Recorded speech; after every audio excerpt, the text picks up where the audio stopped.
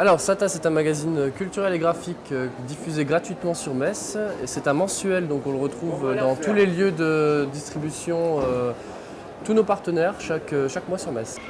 C'est un concept surtout très graphique et c'est un thématique mensuel et on essaie de voir vraiment tout ce qu'il y a autour d'un thème. On ne se contente pas à une seule chose et c'est souvent assez décalé. C'est un ton assez, il faut voir du second degré beaucoup pour pouvoir apprécier. Voilà, on est assez second degré dans les thématiques qu'on peut aborder.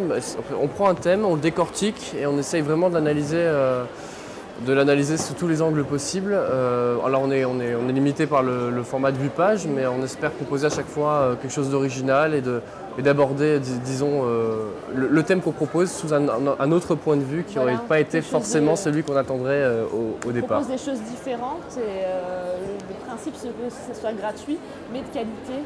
On a pu présenter notre magazine à Monsieur Plenel, Monsieur Kahn, Alain Genestar. Donc des rencontres avec des gens du milieu qui ont un regard professionnel sur ce qu'on fait et qui ont beaucoup d'expérience, ça nous a un peu galvanisé puisqu'en fait ils ont bien aimé ce qu'on faisait, ils ont trouvé qu'on était original, pertinent et impertinent. On a été agréablement surpris de l'accueil et ils ont compris aussi qu'il fallait prendre ça avec beaucoup d'humour. Ils ont compris que l'ouverture et la tolérance qu'on prône aussi dans le magazine. Et ça, c'est vraiment une bonne reconnaissance.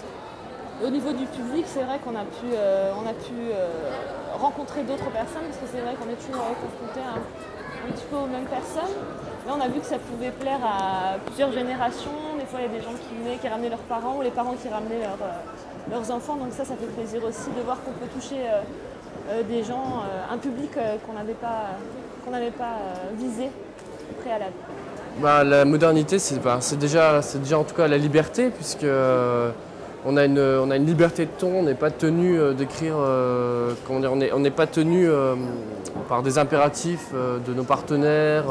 On a une ligne éditoriale que l'on définit nous.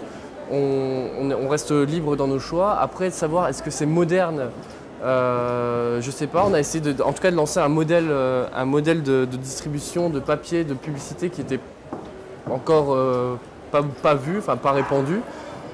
Pour l'instant ça marche, alors moderne je sais pas, mais en tout cas on essaie de... En tout cas on essaie d'être originaux et de proposer une vision différente des choses et de la partager avec un maximum de personnes.